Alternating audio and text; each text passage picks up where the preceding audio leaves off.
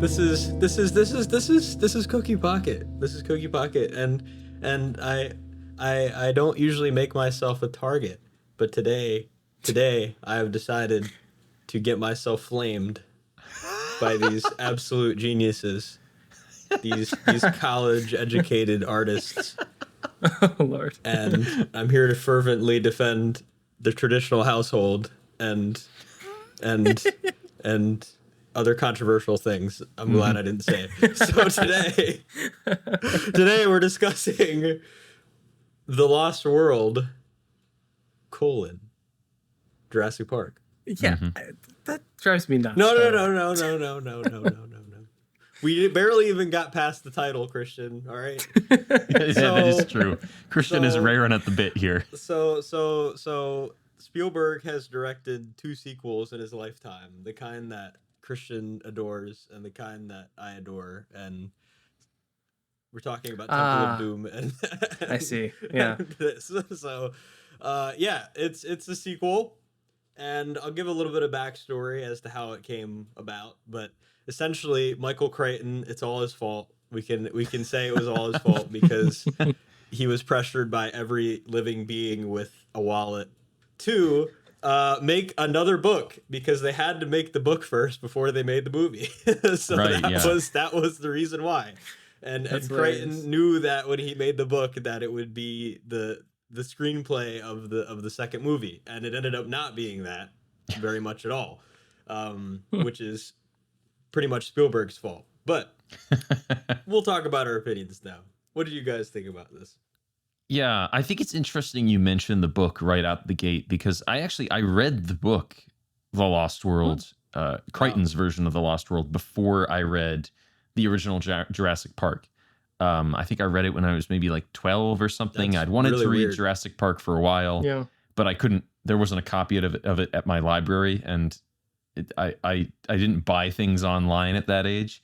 So it popped up on like my local library when I was a kid had a free drop-off take one shelf, and it popped up on there. And so nice. I took The Lost World and I read it, and I went, this is not very good. I mean, this is kind of the movie because I'd seen the movie at that point, but it's not it's not really I do think the plot in the second book makes a little more sense in terms of why they go back to the island than it does in the movie. But we'll probably talk more about that later. I was surprisingly excited to give this a rewatch because I have fond memories of this from when I was a child. I was a big Jurassic Park kid, a big dinosaur kid. I loved the first movie. I saw it for the first time when I was maybe like 5 or 6. And then when the second one and the third one came on TV, we would record them. I'd rewatch them a lot before we eventually deleted them to save space in our DVR. So I do have fond memories of watching these.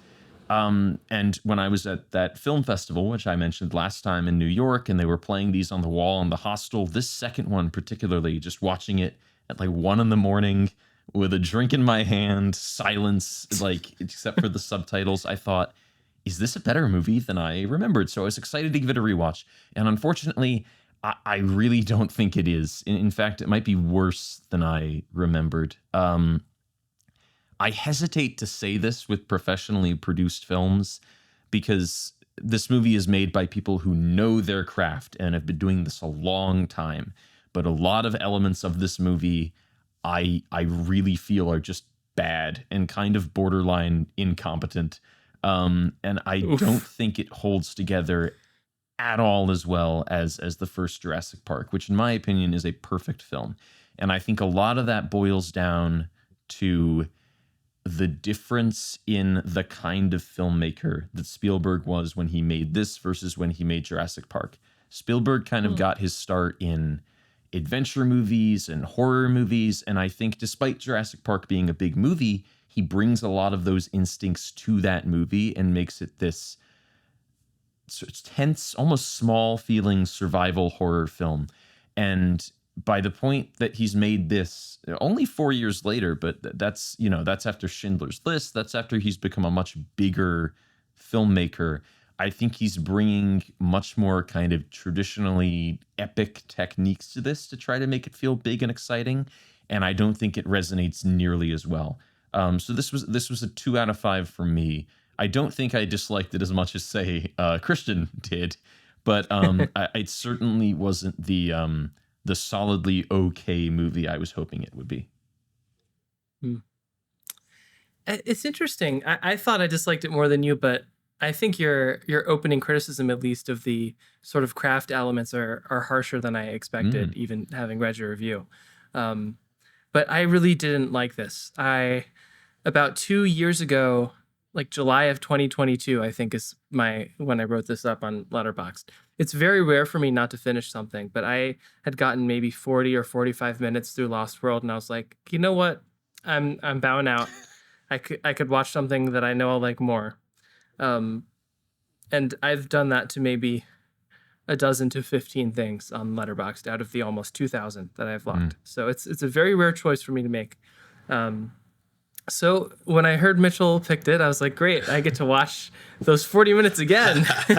And I did. I watched it in full. And one of the first things I clocked, and I should mention, I also rewatched the first Jurassic Park because it had been a very long time and I barely remembered seeing it. And I felt that was sort of an appropriate preparation for me, at least, because it had been so long. I quickly thought of Jaws while watching both of the Jurassic Park films, because Jaws is a famous controversy for the three of us, because Yes. Mitchell and Zach appropriately love and admire Jaws. And I, however, do not. Largely because I find the threat of the sharks to be kind of ridiculous, or for whatever reason, it doesn't impress itself upon me despite quality filmmaking. And I also don't love the characters in Jaws. Jurassic Park, I think, the first one, even though the characterizations are admittedly generic and done briefly because there's such a big cast and you've only got 2 hours, I think it really sticks, in part because the performances are so great. Sam Neill is great. Laura Dern is like outstanding at depicting terror to the dinosaurs.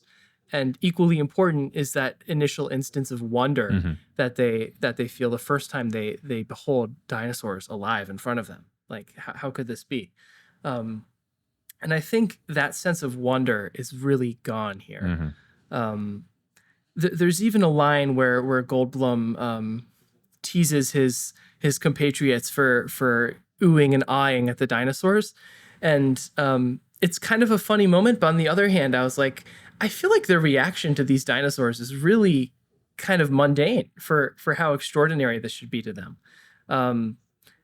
As my review focuses on, for the most part, I think Goldblum is really lost here. I think his Ian Malcolm in Lost World is completely different from his Ian Malcolm in the first film, in large part because of the script, but I think his performance and the way he approaches it is totally different and a lot less likable and enjoyable.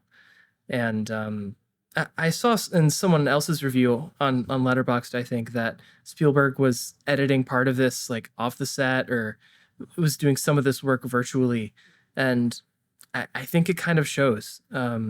Zach mentioned the cinematographer switch, and maybe that's part of it, though I think the cinematographer did great work on things like The Fabelmans for Spielberg. But here there are a couple of takes that just feel kind of awkward or longer than they should be. Like there's one thing with the raptor like chases Jeff Goldblum, and then he like closes the door, and it's almost like a pan scan thing. I don't know.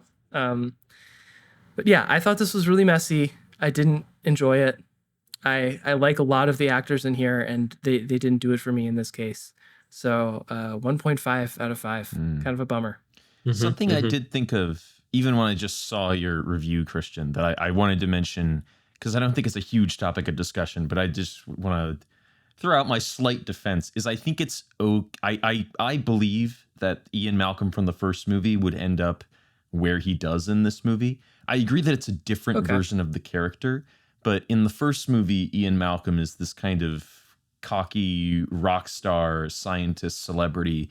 And then they say after the events of the first film, well, in the first film, he gets mauled by a dinosaur, and then he goes home and is professionally discredited, and his career is ruined, and he's had a bunch of failed relationships and has a strained relationship with his daughter. So I do believe that he might end up in this less entertaining, but maybe realistically miserable place in his life. Mm-hmm. Okay. Mm-hmm. Mm-hmm. Mm-hmm. You know what? I'm tired of you people. I'm tired of you people because first of all, I gave this a 3. All right, so it's not like I'm saying this is the freaking holy grail. That this is the kingdom to the crystal skull, as it were. I'm saying that I, especially reading a lot of how the screenplay was like, a lot of the screenplay decisions were decided upon. Mm-hmm. It definitely seems like there was a lot of loose ends that were never tied, and I was more inclined to believe that this was like primarily an immediate cash grab, which is obvious. There has to be a massive element to that in this, without a doubt. I mean, you just look at any numbers, like any statistics at the time for how successful this freaking franchise was getting. But I will say that I think what matters to me a lot is the director's intent and whether or not that is projected fairly well. And I don't think that Spielberg's like a master of containing silliness and making a well-informed, fully filled, non-plot hole movie, and also keep it like extremely silly and have very like childlike elements to it a lot of times. But I will say there is a massive consistency with those themes, with a lot of the chaos happening. I generally enjoy the premise of having dinosaurs running rampant on a second island. I don't think that's completely like, let's just have another island type thing.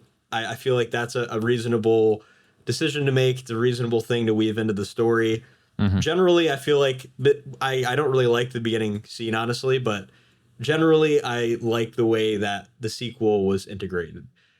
It starts to turn more into a spin-off, and I feel like looking at it as more of a spin-off than a direct sequel makes a lot more sense, because we have almost completely different characters with a few staying around, but like basically John Hamm and Ian Malcolm, like that's who we're focusing on.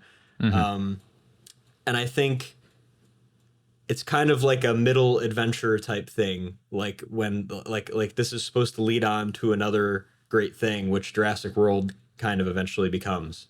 And I think okay, I'm not saying it's great, but you know what I'm saying. No, I'm seeing the trajectory of the story, and I think that's important. And I do think there are a lot of very memorable, very well shot scenes in this. I think generally the raptor scene when they're going through the long grass is most definitely iconic for a reason. There's probably a lot of people that mistakenly think that's in the first movie because of how iconic it is. The waterfall scene, and obviously the trailer scene. And the trailer and waterfall scenes are actually from the book. I don't remember which one. I think they might both be from the first one. I never read the second book, so I'm not 100% sure. The Compy scene, which was also great, was a play off of Hammond dying from the Compies in the first book. Self-contained scenes that are pretty great. They're very silly. They all have a consistent silly buildup. I don't think they're necessarily very well edited, but I do think there is a recurring theme that's very easy to latch on and is very universally acceptable. I think there's a lot of influence from children for this. This kind of like Jurassic Park literally basically created a whole new hobby for little boys at the time. So like this is kind of like a whole new audience perspective, and I'm not trying to justify like, well, we have a new kid audience, so therefore we have to pander to them. I'm just saying there's a lot more new elements that haven't really necessarily been addressed before that are very consistently attacked in this and are definitely played out in different ways. And Spielberg never loses his strategy when it comes to set pieces. He always knows how to take like some very big environment and make like a million different set pieces out of it and still make it fairly compelling. Now, overall, I don't really like the main plot as it comes like from the second to third act. I don't really latch onto it that much. There's definitely a lot of King Kong elements even, and the SS Venture is literally the name of the freaking ship in King Kong. So the fun little tidbit there. Yeah. But yeah, there's a lot of plot holes. The characters are not nearly as good as the first one. Nobody on planet Earth could possibly say that. I do not like Vince Vaughn in almost anything. Okay, but him being a bumbling idiot as an environmentalist in this makes sense in my opinion. I don't like his character. I don't think he's a very well written character, but the parts that he's integrated in, at least he has some reason to be there. Especially coming out of my amateur radio course when I got licensed as a radio technician over the weekend. His radio etiquette was very good. And that was a recurring thing that they're having an issue with, and he was there to resolve it. He didn't feel useless. Having a kid character do a very heroic, completely unbelievable thing is something that a lot of kids can really latch onto. Oh, no. No, I'm not saying it was really well shot. It was very dumb. It was silly. It was stupid. But that has to be part of the purpose of the film to begin with. And I don't think it's like appropriate for the first film. I don't think it matches with the first film very much at all. Mm-hmm. But I do think it is a worthwhile attempt to make a spin-off like film and have brand new themes introduced to a universe. And yeah, like I don't like a lot of the editing scenes, especially the ones where it's really slow, like the very methodically like loading the syringe into the tranquilizer darts into the gun, and like running back and forth, Eddie going back and forth trying to tie the freaking wench, and he couldn't just use the freaking wench, right?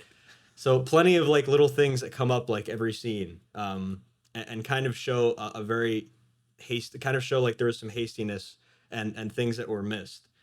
But I do think it really comes down to the subjectivity of how much you're willing to accept this new way of looking at it, I guess, or way of approaching the dinosaurs and as an entity and not as like big monsters trying to attack humans, as opposed to like being a part of nature and focusing on that. I read a lot of it was more of like a dinosaur versus man thing, and it's more like a survivalist movie as opposed to the first one being a lot more about the humanity trying to mess with carnivores versus herbivores and kind of showing the wonder and mysticism of the animals being locked up. It's different, and I think it's different enough and has enough of a consistency for me to latch onto, for me to really enjoy it. And I think there are definitely some very memorable scenes, very funny scenes, that do tread very well. Like there's not a lot of scenes in this that I would say, oh yeah, that can be completely taken out because it thematically doesn't make any sense. There's scenes that can be rewritten. There's scenes that definitely are missing key plot points that would help drive the viewer towards, enjoying the plot a lot more. And it would make the film feel a lot less checkboxy, like kind of like we have to have this in it. But other than that, that's why I gave it a 3. Mm-hmm. That's my argument. I will agree with you that conceptually, the idea of doing a sequel like this where they go back to the island and there's more of them, I think, if we're purely talking ideas, the building blocks of this movie, I think, are fairly solid. And I think we can say that because the exact same building blocks have been applied before with another great sequel, Aliens. If we think about the general kind of archetype of this movie, we've got the isolated kind of horror first film where these creatures are breaking into systems defined by man. And then we've got a second film where a group of armed professionals who know their stuff are led into these creatures' territory by someone who's been there before and tells them, what are you doing? This is a terrible idea. I mean, that's Aliens, and it works in Aliens.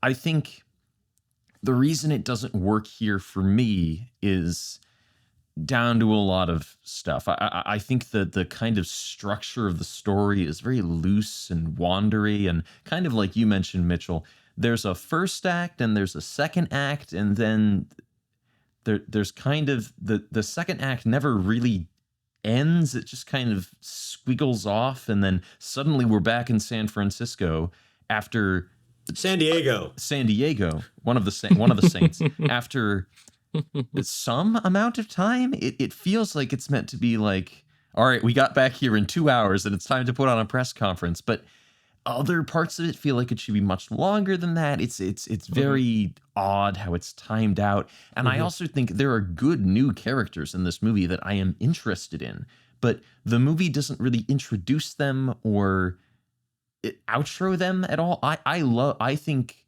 Pete Postlethwaite's character, who is Roland Tembo, who is the game hunter that the InGen expedition hires to lead them, I think that's a really interesting character. And I think Pete Postlethwaite is a great actor, and I would love more focus on him.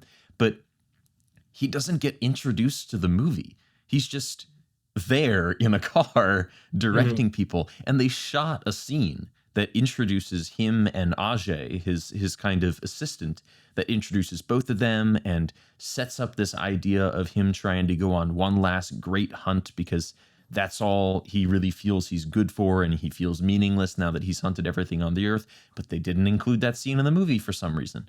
I think the character who is Hammond's nephew, who is now the head of InGen, and they imply throughout the movie that he has this desperate drive to be kind of the leader or the celebrity businessman that his uncle was, and he just can't quite cut the mustard. I think that's an interesting character, but they don't really do much with him to develop that. So that Peter Stormare's character, Peter Stormare is a fantastic actor, and I think you could really do something with this dynamic between him and Roland, where they seem to really dislike each other, but Roland is leaving him in charge in some cases. Do they have a previous relationship? I don't know.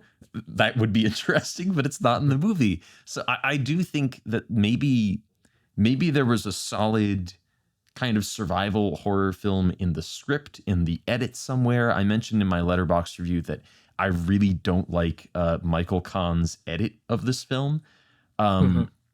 But wherever the strong concept was, wherever the diamond in the rough was in this slag heap of a movie, I don't really think it gets to it, despite some fun set pieces, which Spielberg always brings to the table. I'm going to throw Mitchell a bone here, a small bone, but a bone nonetheless. I agree that the characters were weak here, and that was a big part of my criticism and lack of enjoyment. But I did like conceptually and to an extent the realization of Ian Malcolm's daughter. I thought that was a clever idea and a good way to sort of progress his character. I'm still a little at odds with how he realized that, but maybe that'll be my closer. But I like the way she's introduced, and I think the actress, I guess her name is Vanessa Lee Chester. I think she does a really good job of sort of capturing this space between adolescence and young childhood, where there's a level of rebellion, but there's still this wanting to please her father and wanting this relationship with him. And I think that sort of in-between space is a lot more interesting than if they just went with sort of the helpless kid of Jurassic Park or the like adolescent teen jerk of Jurassic World, for example. I think that middle ground is good. And I think her interactions with Goldblum tend to be good. I, however, do not think her heroic moment is good. Though I like the conceptual idea of the kid being instrumental in surviving or fending off the dinosaurs. I think that like gymnastics thing was just so ridiculous that I couldn't help but start laughing. Well, I think in the first film, what is her name? Lee, Hammond's granddaughter in the first movie, has a similar thing where throughout the whole movie, she's this terrified, beleaguered child. And then at the end, she encounters something that she's good at that she can use to contribute to the team in the form of the computer system, which is a much more reasonable way for a 15-year-old girl to contribute to that kind of thing. I think they were, and that's set up previously in the movie where they talk about her. I prefer to be called a hacker. As opposed to this film, I think it's a good idea to have her set up for something that her dad has forgot about that pays off at the end in helping them to defeat the dinosaurs. But I don't know if maybe she's in marching band. Maybe she like does a trumpet solo on the other side of the camp and attracts the raptors so they can run away. I don't know. If you were in my position, Zach, you would have said that was a great idea. I will say that at the time, it's a lot more engaging and relatable and fun and consistent with, it's also consistent with the movie's themes when you have something like that happen. I totally think it was intentional. Now, like the CGI integration and the editing and the cinematography, maybe not. But I don't think those were essential elements for that scene to fulfill its purpose as a part of the film. And I will say, it's interesting that you mentioned this, Zach. You said they're trying to destroy the dinosaurs, I think is what you said, or like or overcome defeat the dinosaurs, them, overcome them. That's like a whole different way. Like they've come out of this in such a silly way that you'd initially think that, oh, I'm just suspending disbelief for the sake of the movie.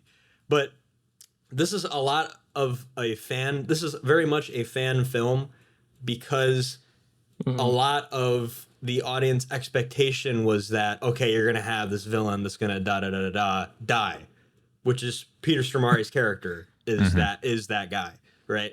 And you're going to have like the InGen, most of them are going to die and dinosaurs are going to win. And you have the protagonist in a dire situation.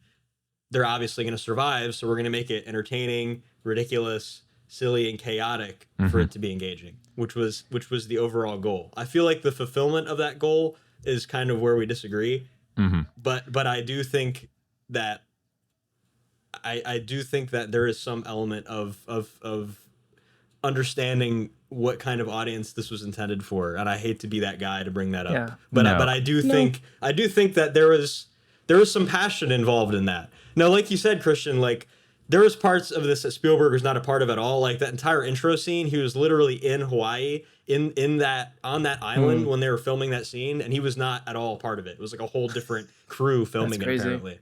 But yeah, in terms of like Spielberg's investment, it's very questionable.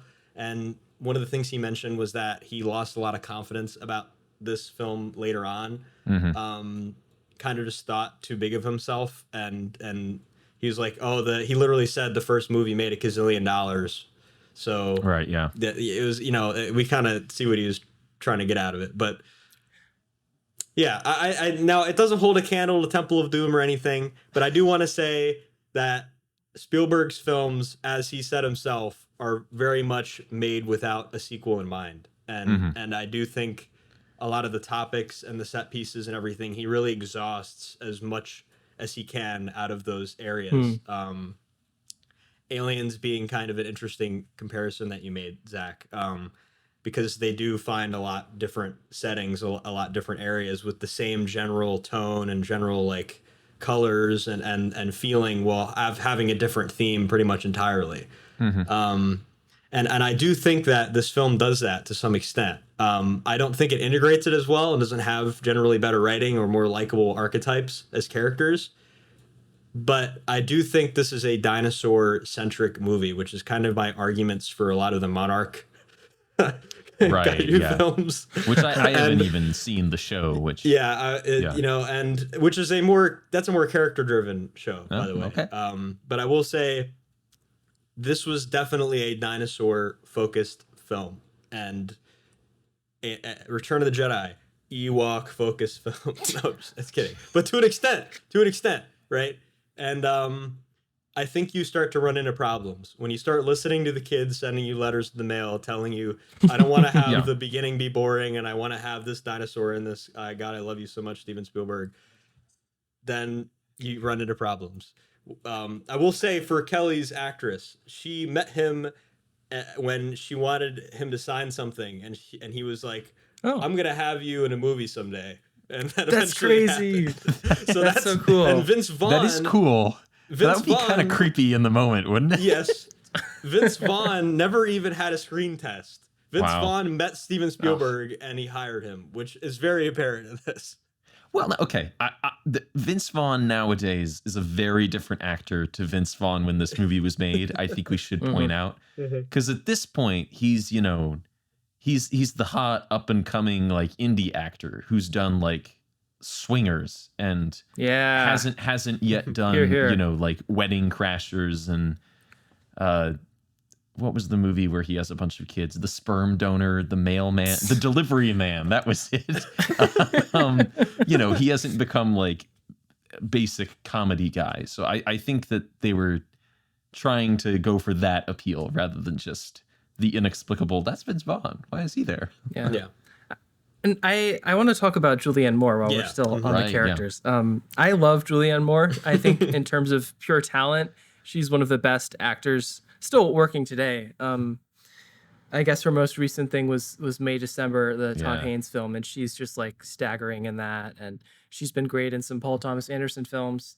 And she really is like an actor's actor. I think she's one of those people that can harness like the most severe emotions on set.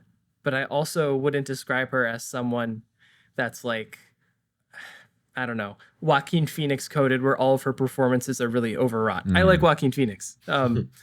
But here, I can't really think of another blockbuster comparison point for her. I guess she was in those like Hunger Games sequels, and she's kind of forgettable in those too, I think. Oh, yeah. But here, it's just, I don't know if she's given a ton to work with, especially with the dinosaurs, but I'm sad to say I don't think she has what Laura Dern had in terms of communicating the terror of the dinosaurs. I think it gets pretty repetitive with her in a way that isn't the case in the first film. She really clenches her teeth a lot when she's stressed out. Yeah. Yeah, you're right. She never has really good conversations with the dinosaurs. The screenplay really let her down. The one Ian Malcolm moment that I really like, even though as a general matter I dislike his performance here. I love when she approaches the dinosaur for the first time and he's like, "Oh, she has to touch everything. Everything she sees, she has to touch it." And that's like the one little window into old Ian that I'm just like, "Oh, he's still there. Yeah. He's just you just gotta pull him out." I do like when she brings the baby T-Rex back to the trailer and his immediate response is, "Honey, no, honey," because that is a moment where that really establishes like these are people who have had a relationship in the past. This is a dynamic she's had before with him. We're kind of past the point, but I did want to mention in the gymnastics moment that she says, "Hey, you," to the raptor, which understands her and turns as if to go, "Yes," before she kicks it. I did want to point that out. Yeah, I'm glad you pointed it out, Zach, because that was funny. That was funny as hell. I know it was funny, but I question...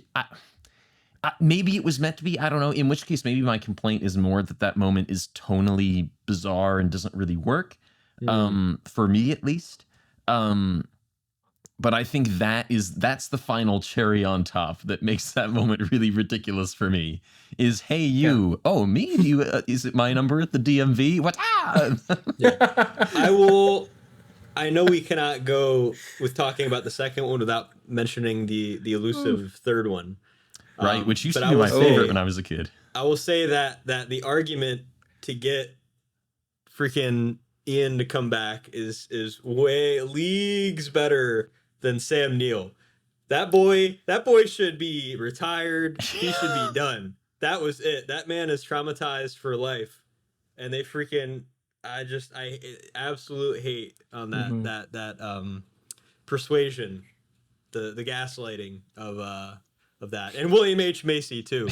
But I will say that I think I was going to say what Zach said to throw me when Zach threw me a bone earlier, and I was munching on that when he was roasting Christian about justifying Ian Malcolm's transformation, because it is 4 years. He has a massive like life difference, and I do get some sense that it's a different character it feels like an entirely different character sometimes.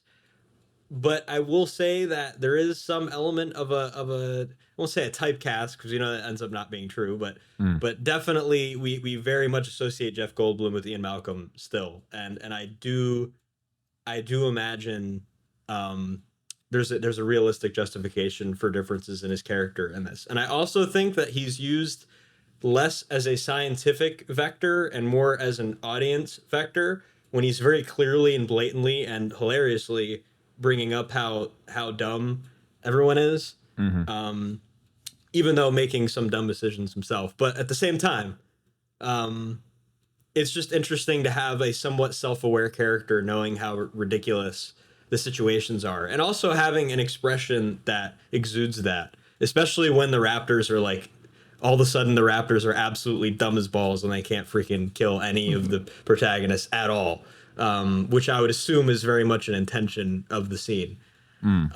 Sure. But I'll also say that his acting potential is much more fleshed out than Julianne Moore here, for sure. I think she was mostly a bit of wasted potential. I pretty much agree with you on that.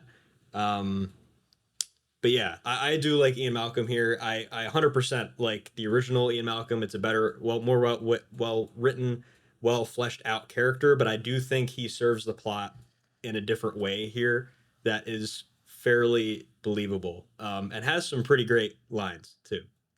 Yeah. We've talked before about the sort of expectations of a movie weighing down on the people making it, or maybe inflating their egos to the point of thinking that success is assured, regardless of how they make the movie. I don't know if that's the case here or not, but I felt like the extras were off. Mitchell already mentioned that first scene, which apparently wasn't even shot by Spielberg. I felt like some of the performances there were a little iffy, but the one that really sticks out to me is when the T-Rex is rampaging and sand something, and the kid like goes to his parents' room and he's like, "Oh yeah, there's a dinosaur outside, guys." And maybe this is just pure camp and meant to be funny. But the parents like walking into the kid's room and how they're like arguing with each other, and they're like, "Oh, I got up last time," or he just keeps seeing things, and then they both turn to the mirror and they're like, "Ah!" I think there is some element of a callback to 40s and 50s monster films with that, for sure. It feels like a TV moment, really, which is, I guess, is kitschy in a way, but it just, for me at least, it's not what the first film was. Yeah. Well, I think that's also a good transition to bring up that this is not only an adaptation of the book, The Lost World. The whole back third where a dinosaur rampages through the city, that isn't in the book. That's from a much older book called The Lost World, written by Arthur Conan Doyle, which in that book, scientists go to an island where there are dinosaurs and they bring back a pterodactyl, and they're showing it to some other scientist in a church at the end, and it flies out the window. And there's a 20s movie of The Lost World where they decided that wasn't cinematic for this new medium of moving pictures, and so a brontosaurus breaks off of the boat and rampages through London. So they're clearly trying to do that. And so I think in that regard, that's where some of the comedy comes in, because that original movie features like 4 policemen gawking at the brontosaurus tail, and then they all trip over it and that kind of thing. Yeah. I did want to go back to Mitchell. You mentioned the third movie and Alan Grant, and it occurred to me while watching this, in the book, The Lost World, which is not very good, but it makes sense that Ian Malcolm is the lead in that, because at the end of the first book, they destroy the island. Like the military comes in and destroys the island and destroys the dinosaurs. And so the premise of the second book is that Malcolm suspects that the dinosaurs may not have been fully exterminated and that there may be another island, and he's looking for it to try to bring that up to the government so they can destroy the other island. In the movie, they don't go for that because they didn't destroy the island at the beginning of the first film, or the end of the first film. So Hammond is saying, I'm assembling a team to go back to the second island and look at all of these dinosaurs. It's called the Avengers Initiative. and take some photos. And we need you, Ian Malcolm. And it occurred to me while watching the movie, why? Because in the first movie, the only reason Malcolm is there is because the lawyer for Jurassic Park thinks that he will provide them good publicity. Hammond doesn't like him. He's the only reason he's there is because he's like a famous scientist that people know. It would be like if there was a Jurassic Park now and you invited like Neil deGrasse Tyson or Bill Nye to the Jurassic Park, because they're like famous for being a scientist. But in terms of like, I need somebody boots on the ground to go in and help, by the logic of the movies, they should really be talking to Grant, because Grant is a paleontologist who was the one actually navigating the park in the first movie and encountering the dinosaurs. Malcolm is also the most outspoken critic of the park from the beginning. And he doesn't endure the same trauma that he breaks his leg and sits on a table throughout the entirety of the first movie. But the entire time he's poking holes in the thing and saying that it's immoral and the whole life finds a way thing. He's the most doubtful of all of them. And the reason why he goes is because his girlfriend is there. Yeah. But my question is Julianne Moore. I understand. That is the reason why he goes. But my point is, why does Hammond want him for the team? Like, he hardly seems like a valuable member of that team. Well, just because he disagrees with him doesn't mean he's not an intellectual. No, he's willing to take on the establishment. Okay? I just think that's who corporate backs, is anybody who's willing to take on the establishment. I think if the issue is we need somebody who's done this before, much better candidates would be like Grant, or for like returning characters would be Grant or Dr. Sattler rather than Ian Malcolm. And they could have like hand waved that with like a line or two. Like, didn't you talk to Alan? Alan's They're not available. Australia. I can't get a hold of him or something. Like Captain Marvel's in space right now. Gonna say that. Back on Homeworld. Yeah, they should have just called in the army. They would have done it. Would have lost some people, but would have got the job done one way or another within 5 years. For sure. Yeah. Cool. Well, the world is lost, folks. Yeah. So sad. And it should be called freaking Jurassic Park: The Lost World, not The Lost World Jurassic Park. Because the freaking franchise is Jurassic Park, and that is the title of the main thing, and then The Lost World is the title of the thing that it is. This reminds me. Go ahead. What Zach, if it was just called The Lost World, and it was that would be fine too. All right. What if it was just called Jurassic Park? No. If they called it The Jurassic Park, then maybe. Somebody mentioned on Letterboxd about Jurassic World Dominion, and they were like, "Why is it Jurassic World Dominion without a colon?" And somebody responded and said, "Because it's World Dominion in the Jurassic." And they're not wrong. It's true. Yeah. Yeah. Something about these titles. Maybe it's like an advertising strategy or something. Yeah, I think that. But there's also an element to this that there was definitely a planning for some sort of franchise. I don't know exactly if there was, like, they knew they were going to have like a whole bunch of subsequent films or anything. I knew for a fact that they were going to want to have a third one, and a lot of the elements that were supposed to be in this actually ended up in the fourth one, which is World. So like the motorcycle scene with Chris Pratt, Mario, Garfield, Andy from Parks and Rec, Star-Lord,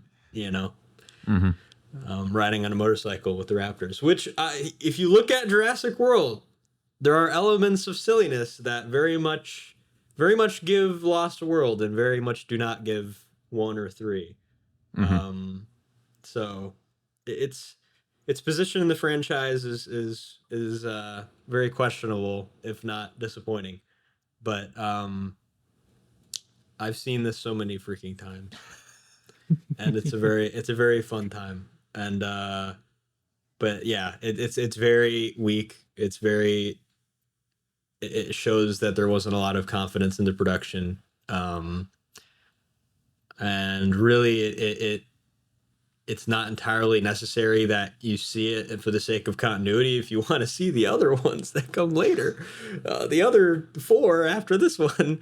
But yeah, I gave it a 3. I still think it's good. I still think it has a lot of really nostalgic callbacks and also tries a lot of new things, and has generally mixed execution on those concepts, but it has an element of silliness that you won't really see from big budget production movies, and it shows a lot of daringness also, and that's pretty much the best thing you could probably say for it. It's definitely not getting better with time at all. I think reviews have generally gotten a lot worse for this in the past like 10 to 15 years probably. And the CGI also, it's just, we didn't really mention that very much, but like I think I have a quote. I just remembered. I have a quote from Spielberg. I had this ready. He said, Spielberg noted that the artistry of the creative computer people had advanced. There's better detail, much better lighting, better muscle tone and movement in the animals. When a dinosaur transfers weight from its left side to its right, the whole movement of fat and sinew is smoother, more physiologically correct. And he was definitely talking big smoke, because this movie looks very similar to quality in the first one, and the cinematography with the CGI is very key to how long worse, like objectively worse, older CGI will last. And also the use of animatronics is like, yeah, it's silly. It kind of serves the silliness, but like, man, it's sometimes it's really rough. Even like the turning head with the gymnastics scene, it's just like, you kind of just have to accept it at that point. But when you see it in the first movie, it's used so intentionally. A lot of it's very close up, darker, foggier or smokier lighting. It's just very ominous, more horror-esque, like you're talking about, Zach. So it's just a different film, and the CGI does not serve this one very well in this case. Another thing you have to suspend disbelief for. So that's my final comments. Yeah, I guess as we start to wrap this up, I will at least give credit to this film that I think it is memorable. I do think it visually is memorable, at least. I remember those set pieces. I still remember the stuff they cut out of this movie when they showed it on TV. I like remember the places where the commercial breaks were, so they could cut around the more violent moments, which I think is also a decent transition to the kind of my closing point, that I think this movie doesn't handle the death of characters nearly as well as the first movie does. The first movie, like I said, I feel it's a perfect movie, and every character that dies in the movie dies as the conclusion of an arc or to make some kind of point within the script. So, for instance, Muldoon, who is the game warden in that first film, spends the whole movie reminding us that the raptors are really dangerous, and then at the end, he gets outsmarted by the raptors and killed by them. So even though like this really smart guy who knew what he was talking about and knew they were dangerous still gets killed by them. So that impresses upon us the danger of the raptors before they Wayne really Knight. start to appear. His death too. And every death in the first film is like that. It either concludes an arc or it makes a point. And I think of like the death of a character like Andy in the Lost World, which just kind of feels pointlessly mean and doesn't really communicate anything to us or make a point or conclude an arc. This nice man who just did like a really dangerous thing to save his friends gets pulled into like a wishbone for like no real reason. And then afterward, like there's no real transition away from it. They just climb up the hill and the T-Rexes are gone. And that's the end. And the reason that was one of the bits they used to cut out on TV is they'd have the bit where Andy gets tossed between the two of them, but then they'd cut right before they pull him into, they'd cut to commercial. But yeah, that was something that also occurred to me while watching it for this episode of the podcast. 2 out of 5. I don't think it's anywhere near as good as the first film, but yeah, I mean, it might be the next best Jurassic Park film. I am of the opinion that these movies start fantastic, go down to not very good, and from there just pew get to really rough territory. Well, I liked Jurassic World when I saw it in the theaters, but then again, I liked Alvin and the Chipmunks, the Chipwrecked, about 2 years before lost then. all your privileges of opinion. You know, But The Lost World is a 1.5. And I really I disliked watching it. And I think even the big set pieces lack the big moments that the first one does, like the freaking T-Rex roar, which is just so, like, you feel that in your body every time you hear it, and it's as iconic as like the sound of a lightsaber or a TIE fighter.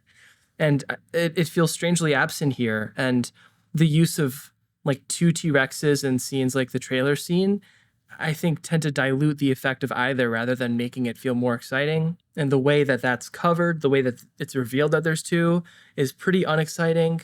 And there's just other craft things like that just bring this down more than just being repetitive to me. It was a bummer. I do think John Williams' score was solid and not overly dependent on old themes. So I'll throw that in. Mm-hmm. He was basically told to make action stuff, and then he was like, okay, different than the first one entirely. Yeah, I think that works. Yeah. To an extent. Yeah, we'll get the drums out. Yeah. All right. Review of the week in review. Zach, I'm curious. I should have asked you this before we started recording. Yeah. But are you going to talk about Maxine? I wasn't planning to, just since I've seen a lot of stuff since Maxine. Sure. If you talk about it, I might chime in with a loose thought or two. Yeah. But what I really wanted to discuss today was a little movie called The Feast that I watched this morning. Oh. I could have talked about Longlegs, which is a very big movie right now. We're recording this right after its opening weekend, when it did very, very well in cinemas. And I went to see it and enjoyed it quite a bit.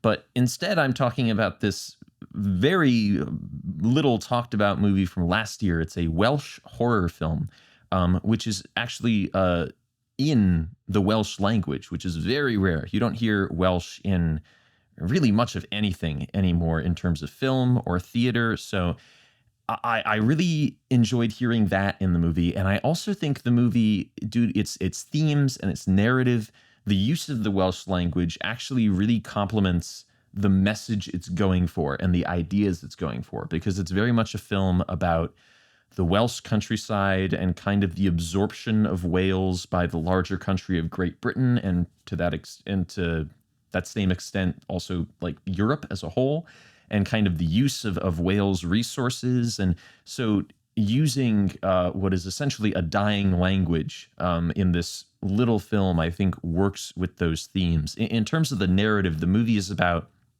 a family who live on a farm in Wales in the countryside. The father is he's a member of Parliament, so they spend most of their time in London. But this used to be the wife's mother's farm, so they spend some time there every now and then. They've really updated the house, made it into this fairly ugly, brutalist structure. And tonight they are hosting a feast. They're hosting a get-together to invite their neighbor over, ostensibly just to have kind of a good time and have a chat. But they've also they've started mining on their farmland that they've inherited from the wife's mother, and they're trying to convince their neighbor to start mining on her land as well.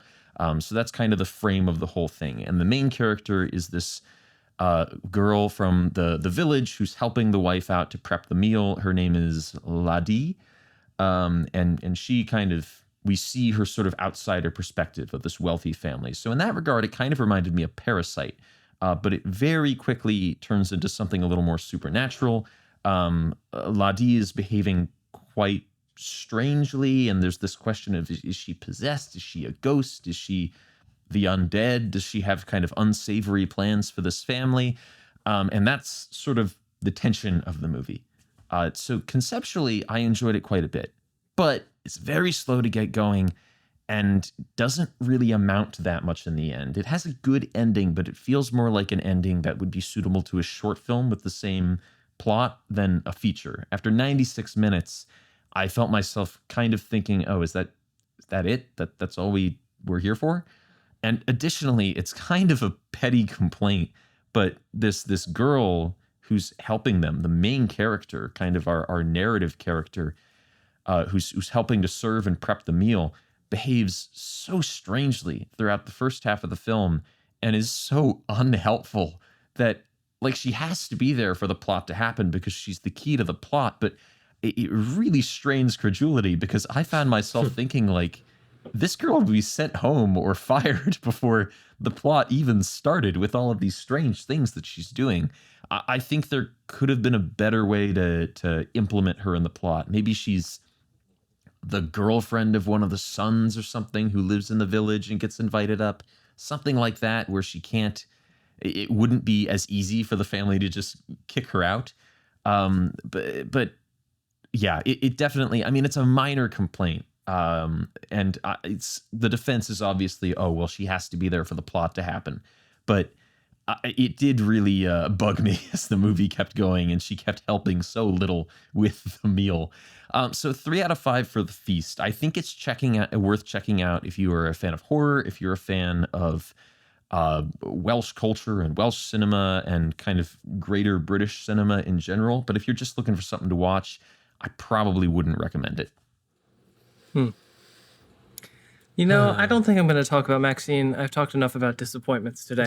But I've been watching some good stuff lately, man. And I want to talk about Nothing But a Man, which is a really fascinating film, both in terms of the quality of the film itself and its place in history. It was made, I guess, really during the height of the Civil Rights Movement, 1964.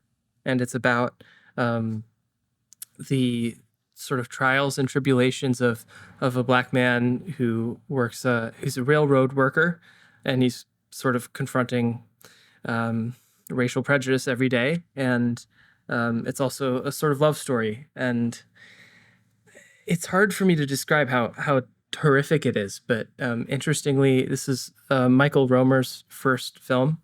And I guess he has a background of having fled.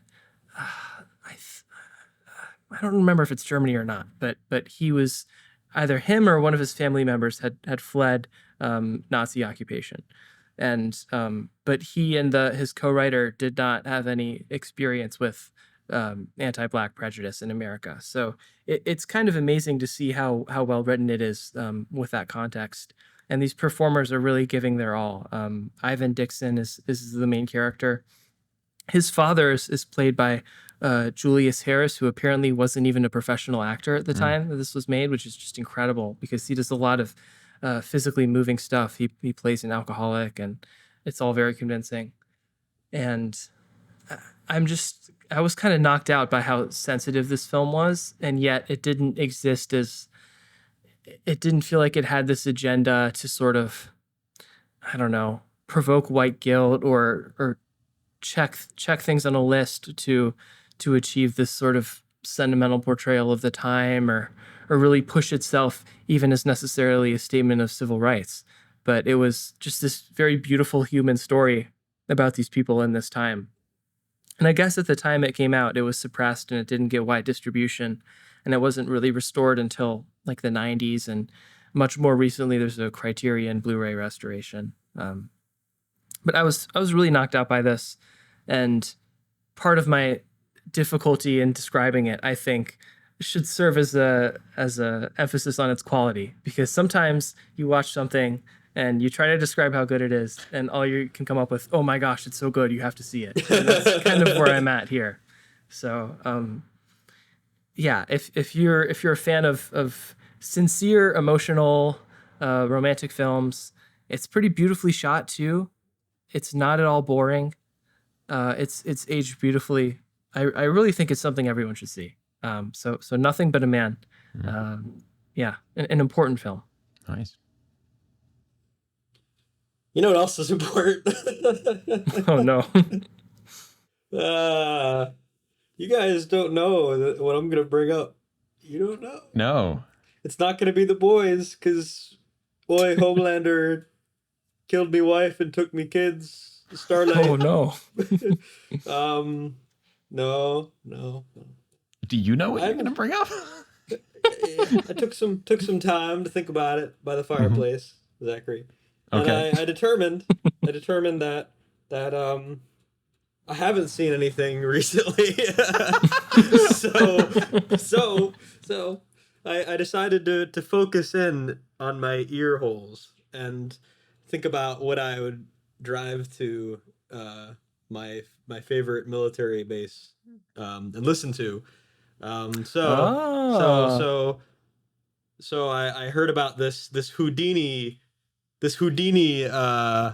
single by Eminem, which is literally just without me, right? It samples without me the whole time, so not a huge fan. I like some Oh, of I the thought you were lyrical talking choices, about right? Dua Lipa. No. Okay. Although I like Dua Lipa, interestingly enough.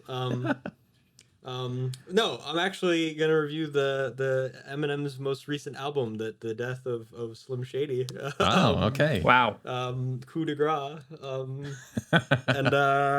it was very mid. I Oh. generally did not really appeal to a lot of Eminem's recently released albums. I like a lot of his older stuff.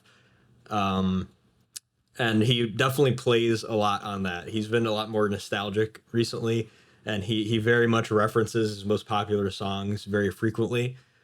Um, but I will say that the production value is top notch, as you would expect, right? Clearly has some amazing producers, and a lot of it has to do with supplementing his zaniness and his lyrical choices with actual like other voice lines. His references, he'll talk over his own references to things and like add little like comic sounding voices, like punch sounds and like bah, like random sounds in it, and it adds a lot of character to his songs in a lot of ways I don't really get from other rappers that much.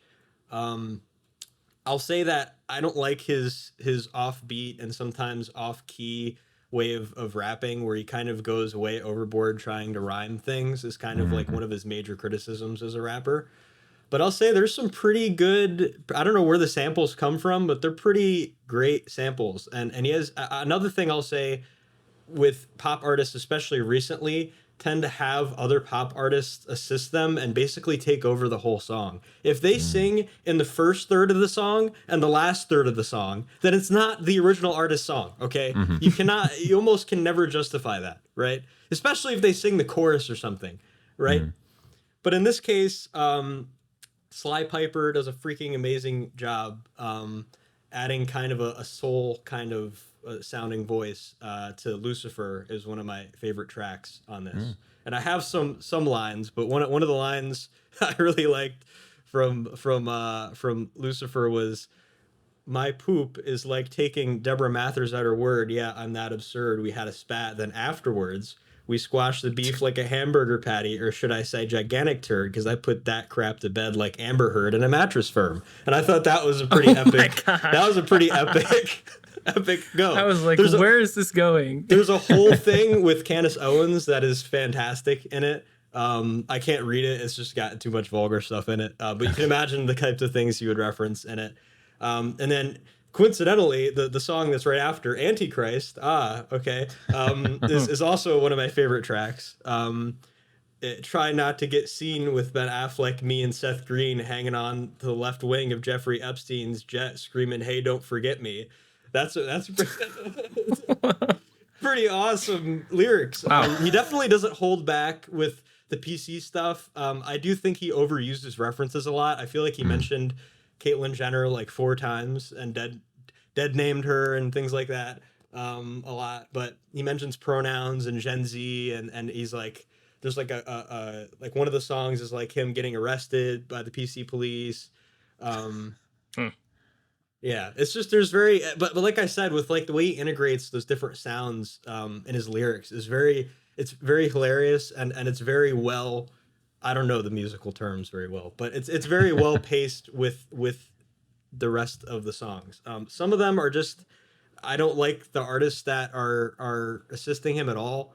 I don't think they really lend to his lyrical prowess. I think he holds back a lot. And some of his songs, I feel like he's holding back the whole time. And some of the songs feel kind of like transitional songs. He definitely emphasized to listen to the whole album in one go, because it's kind of a sort of story thing with him, like Marshall Mathers versus Slim Shady. He's always into that, like having different identities type thing, and like his old early, like late 90s, early 2000s identity versus his current identity type thing. But yeah, I was surprisingly very engaged with this. He's obviously a fantastic rapper.